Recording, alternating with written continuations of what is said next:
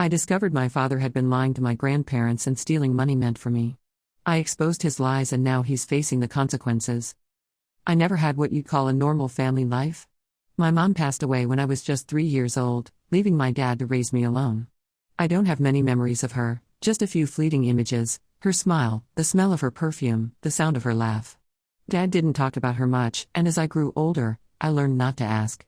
It was like he wanted to pretend that part of our lives never existed. The early years after Mom's death were tough. Dad worked long hours to make ends meet, and I spent a lot of time with our elderly neighbor, Mrs. Johnson. She was kind but forgetful, often telling me the same stories over and over. I didn't mind though, at least someone was talking to me. Dad would come home late, exhausted and distant. He'd heat up a microwave dinner for me, ask if I'd done my homework, and then retreat to his room with a beer. Things started to look up when I was about 7. Dad got a promotion at work, which meant more money but also more time at home. For a while, it felt like we were finally becoming a real family. He'd take me to the park on weekends, and we'd have pizza and movie nights. I remember feeling so happy, thinking this was how it would be from now on. But then, when I was 10, everything changed again. Dad met Veronica, 45F, at a work event. She was charming and beautiful, with a successful career in marketing. They started dating, and suddenly, Dad was busy all the time again. But this time, it wasn't work keeping him away, it was Veronica. Veronica had a daughter, Laura, 24F, who was 2 years older than me. When Dad first introduced us, I was excited. I'd always wanted a sister, and I thought maybe this was my chance to have the family I dreamed of. Laura seemed nice enough, if a bit shy. We didn't have much in common. She was into sports and fashion, while I preferred art and books, but I was determined to make it work. Dad and Veronica got married a year later. The wedding was a lavish affair, nothing like the small family gatherings I was used to. I remember feeling out of place in my new dress, watching Dad dance with Veronica and thinking how different he looked, happier, more alive than I'd ever seen him. After the wedding, we all moved into a new house. It was bigger and nicer than our old place, but it never felt like home to me. Veronica redecorated everything, and soon there was no trace of our old life, or my mom, left. My art supplies, which used to be spread out on the dining room table, were relegated to a small desk in my room. "We need to keep the common areas tidy," Veronica explained with a tight smile. At first, I tried hard to fit into this new family dynamic. I'd offer to help Veronica with dinner or ask Laura if she wanted to hang out. But Veronica always seemed too busy, and Laura preferred to spend time with her own friends. Gradually, I started to feel like an outsider in my own home. The real problem started when I noticed how differently Dad treated Laura compared to me. He'd always ask about her day, her friends, her hobbies. When she made the soccer team, he bought her new cleats and went to every game. When I won a school art contest, he just nodded and said, "That's nice, honey," without even looking at my painting. As the years went by, the divide only grew wider. Dad and Laura bonded over their shared love of sports, often going to games together or watching them on TV.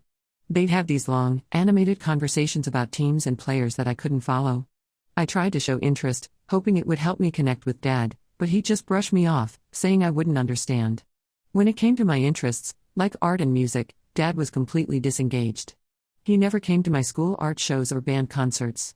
Once, I spent weeks working on a painting for his birthday. When I gave it to him, he just mumbled a quick thanks and put it aside. Later, I found it shoved in the back of a closet, forgotten. The worst part was watching how different he was with Laura. He'd praise her endlessly for her achievements, no matter how small. When she got her first part-time job at 16, Dad took the whole family out to celebrate. When I got a scholarship for a summer art program that same year, he barely acknowledged it. I remember one particularly painful incident when I was 17. I'd been selected to have one of my paintings displayed at a local gallery, a huge honor for a high school student. The opening night was the same evening as one of Laura's soccer games. I asked Dad if he'd come to the gallery, just for an hour before the game. He hesitated, then said, "You know how important Laura's games are to her. Maybe next time, okay?" There wasn't a next time. That was the night I realized I'd never be as important to him as Laura was. As high school went on, I threw myself into my studies and art, hoping that if I excelled, maybe Dad would finally notice me. But no matter what I achieved, it was never enough to compete with Laura in his eyes. I started spending more and more time in the art room at school, staying late into the evening. My art teacher, Ms. Rodriguez, became a sort of surrogate parent, encouraging my talent and giving me the support I wasn't getting at home. Things came to a head when it was time for college applications. I had my heart set on attending a prestigious art school across the country. I'd worked hard to build a strong portfolio and my grades were excellent. But when I told Dad about it, he immediately shot it down. He insisted that I should go to the same state university as Laura, who was studying business. He claimed it would be cheaper and that art wasn't a practical career choice. I tried to explain how important this was to me, but he wouldn't listen. That's when I found out he'd been saving for Laura's grad school but hadn't put aside anything for my education. I was devastated. It felt like the final proof that I'd never measure up to Laura in his eyes. In a moment of desperation, I reached out to my mom's parents, my grandparents, whom I rarely saw because Dad had distanced us from them after Mom died. To my surprise, they were incredibly supportive. They were furious when they learned how Dad had been treating me and how he'd neglected my education. That's when the truth came out. Dad had been taking money from them for years, claiming it was for my expenses and education. He'd even made up stories about activities and trips I'd never been on. My grandparents were livid. They immediately offered to pay for my college and invited me to live with them. When we confronted Dad, he tried to deflect blame, accusing me of turning his parents against him. But the evidence was clear, and he couldn't talk his way out of it. I packed my bags that day and moved in with my grandparents. It's been a week now, and I'm still processing everything. Dad has been calling and texting, alternating between anger and pleading. Laura sent me one message asking why I'm causing so much drama. Veronica hasn't said anything at all. I'm relieved to be out of that house, but I'm also heartbroken. How could my own father treat me like this for so long? Am I wrong for exposing his lies and leaving? Update 1: It's been about a month since my last post, and a lot has happened. First, I want to thank everyone for their supportive comments. It really helped me feel less alone during this difficult time. Living with my grandparents has been a huge adjustment, but in the best way possible. Their house is an old Victorian in a quiet neighborhood, filled with antiques and family photos. The first night I was there, Grandma showed me to my room. It used to be my mom's when she was growing up. The walls were still painted the soft lavender color she'd chosen as a teenager. Sleeping there, surrounded by echoes of my mom's life, I felt a connection to her that I'd never experienced before. For the first time in years, I feel like I'm part of a family that actually cares about me. They've been incredibly supportive of my college plans and have even helped me improve my portfolio for art school applications. Grandpa, it turns out, used to be an amateur photographer. He's been giving me tips on composition and lighting that have really elevated my work. The biggest change, though, has been in my relationship with them. We've spent a lot of time talking about my mom, their daughter. They've shared so many stories about her that Dad never told me. It turns out she was an artist too, which explains where my passion comes from. They even showed me some of her old sketchbooks and paintings. One afternoon, Grandma brought out a box of my mom's old things. Inside, I found a letter she'd written to me before she died, to be given to me when I turned 18. Dad had never mentioned it. Reading her words, hearing her hopes and dreams for me, was an emotional experience. It was like finally getting to know the mother I'd lost so long ago. As for Dad, things have been tense. He's still trying to contact me, but his messages have gotten more manipulative. He's tried guilt-tripping me, saying I'm tearing the family apart and that I owe it to him to come back home. When that didn't work, he switched to making promises about how things will be different if I return. One day, he showed up at my grandparents' house unannounced. I was alone, and for a moment, I was tempted to let him in. But then I remembered all the years of neglect and favoritism, and I stood my ground. I spoke to him through the door, telling him I needed space and time. He left eventually, but not before threatening to cut me off completely if I didn't come home. The most surprising development came when Laura reached out to me. She sent a long email, and it was eye-opening. She admitted that she always felt uncomfortable with how Dad favored her over me, but she didn't know how to address it. She also revealed some things about Dad and Veronica's relationship that I never knew. Apparently, their marriage has been rocky for years. Dad's financial dependence on my grandparents was a major source of conflict. Laura overheard arguments where Veronica accused Dad of using her and Laura to replace his first family, me and my mom, rather than truly loving them. It was a lot to process, and it made me see the whole situation in a new light. Laura also shared some memories from when we first became a blended family. She confessed that she'd been jealous of me at first, worried that her mom would love me more than her. It was strange to hear, considering how things had turned out. We've started talking more regularly now, trying to build the sisterly relationship we never had before. I've also had to deal with some flying monkeys. Some family friends and distant relatives have reached out, trying to convince me to reconcile with Dad. They keep saying things like, "But he's your father and family is everything." It's been tough, but I'm standing my ground. I've started to realize that sometimes, the family you choose is more important than the one you're born into.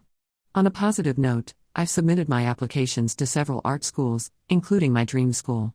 The waiting is nerve-wracking, but I'm trying to stay optimistic.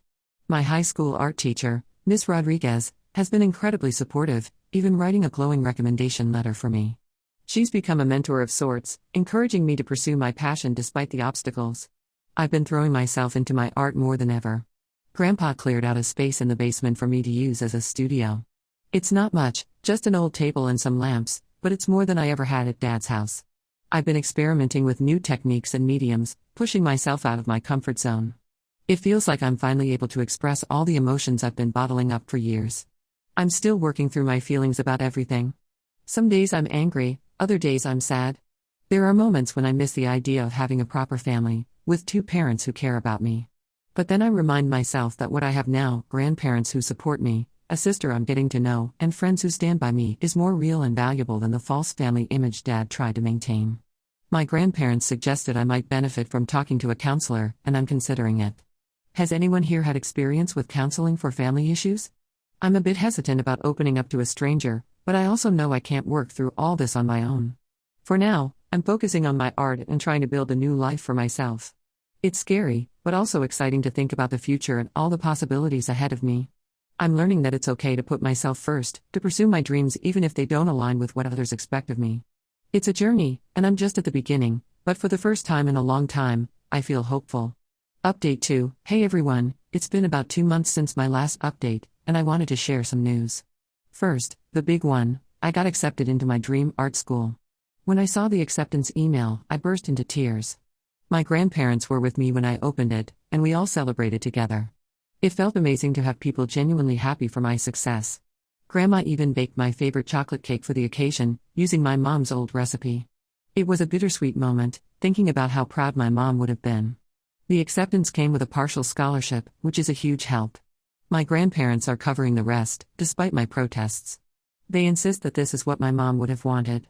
I'm incredibly grateful, but it also makes me angry all over again at Dad for not saving anything for my education.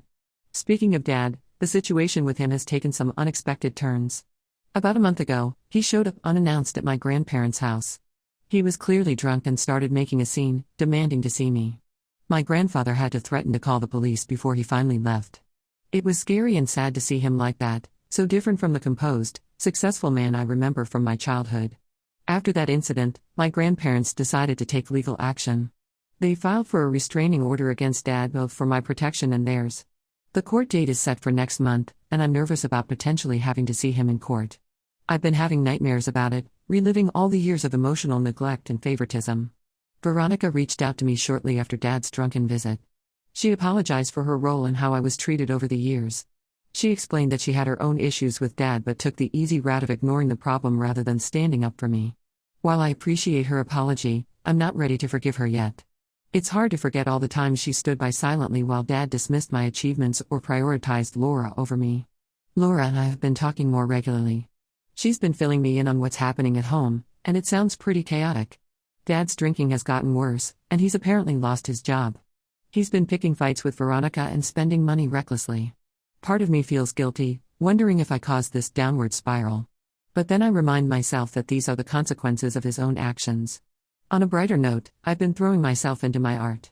With my grandparents' encouragement, I entered a local art competition and won second place. It was a huge confidence boost, especially after years of having my passion dismissed by Dad.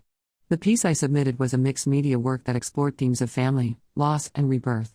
Creating it was incredibly cathartic, helping me process a lot of the emotions I've been grappling with. I've also started volunteering at a local community center, teaching art to kids. It's been incredibly rewarding and has helped me feel more connected to my new community. Plus, it's great experience for my future career. Seeing the kids' faces light up when they create something beautiful reminds me why I fell in love with art in the first place. As I prepare for college, I'm feeling a mix of excitement and anxiety. It's a big step, moving across the country and starting fresh. But for the first time in a long time, I'm looking forward to the future instead of dreading it. I've been researching the area where my school is located, looking at apartments, and even joined a Facebook group for incoming freshmen. It feels like I'm on the brink of a whole new chapter in my life. I still have moments of sadness about my family situation, but they're becoming less frequent. I'm learning that it's okay to grieve the relationship I wish I had with my dad, while also accepting that it's not my responsibility to fix it. My grandparents have been incredibly patient, always ready to listen when I need to talk things through. Thank you all again for your support throughout this journey. It's meant more than you know. Update 3. Hello everyone. It's been about 6 months since my last update, and I wanted to share how things have progressed. I've completed my first semester at art school, and it's been an incredible experience. The classes are challenging but in the best way possible. I'm learning so much and pushing myself creatively in ways I never imagined. My favorite class so far has been conceptual art, where we're encouraged to think outside the box and really explore the boundaries of what art can be. Last week, I created an installation piece that incorporated sound and light to represent the complex emotions of family dynamics. It was scary to put something so personal out there, but the response from my classmates and professor was overwhelmingly positive. I've made some great friends who share my passion for art, which has been really healing after years of feeling isolated. My roommate, Alex, is a photography major, and we often collaborate on projects. It's refreshing to be around people who understand and appreciate my creative side. The restraining order against my dad was granted. It was a difficult day in court, seeing him there, looking worse for wear. He tried to approach me, but the bailiff stopped him. It was hard, but I stood my ground and testified about his behavior. The judge ruled in our favor, and now he's legally required to stay away from me and my grandparents for at least a year. Testifying was one of the hardest things I've ever done. I had to recount years of emotional neglect and favoritism in front of strangers. Dad's lawyer tried to paint me as an ungrateful, rebellious teenager, but thankfully, the judge saw through it. When I finished speaking, I looked at Dad. For a moment, I thought I saw regret in his eyes, but then he looked away. Veronica filed for divorce shortly after the restraining order was granted. Laura keeps me updated on the situation. Apparently, Dad's drinking has gotten even worse, and he's been staying with a friend because Veronica kicked him out. It's sad to hear, but I know it's not my responsibility to fix him. Laura mentioned that he's started attending AA meetings, which I hope will help him turn things around. Speaking of Laura, we've actually grown closer over these past months. She's been very apologetic about her role in the family dynamic and has made efforts to build a real sisterly relationship with me. We video chat regularly, and she's even planning to visit me at college next month. She's thinking about changing her major to social work, inspired partly by what our family has gone through. It's nice to finally have the sister I always wanted. My grandparents continue to be incredibly supportive. They've helped me navigate the college financial aid process and have been there for me emotionally every step of the way. We talk often, and I'm planning to spend my summer break with them. Grandpa has been teaching me how to garden, and we're planning to transform their backyard into a beautiful space filled with flowers and vegetables. It's become a metaphor for my life, planting new seeds, nurturing growth, and looking forward to the harvest. As for me, I'm doing better than I ever expected. Therapy has been really helpful in processing everything that happened. I'm learning to set boundaries, value myself, and not feel guilty for prioritizing my own well-being. My therapist has been working with me on techniques to manage anxiety, which has been especially helpful during stressful periods at school. I still have moments where I miss the idea of having a dad who truly cares about me. Father's Day was particularly hard this year. But I'm coming to terms with the fact that I can't change him or make him be the father I needed. Instead, I'm focusing on the supportive relationships in my life and building the future I want for myself. My art has evolved a lot over these past months. I've started a series of paintings that explore themes of family, identity, and resilience. It's been a cathartic process, and I'm considering submitting the series for a student exhibition next semester. Looking back on everything that's happened, I'm amazed at how far I've come. A year ago, I was living in a house where I felt invisible and unloved. Now, I'm pursuing my passion, surrounded by people who support and value me. It hasn't been an easy journey, and I know there will be more challenges ahead. But for the first time in my life, I feel like I'm on the right path. Thank you all for being part of this journey with me. Your support and advice have been invaluable. Here's to moving forward and creating a life filled with love, art, and genuine connections.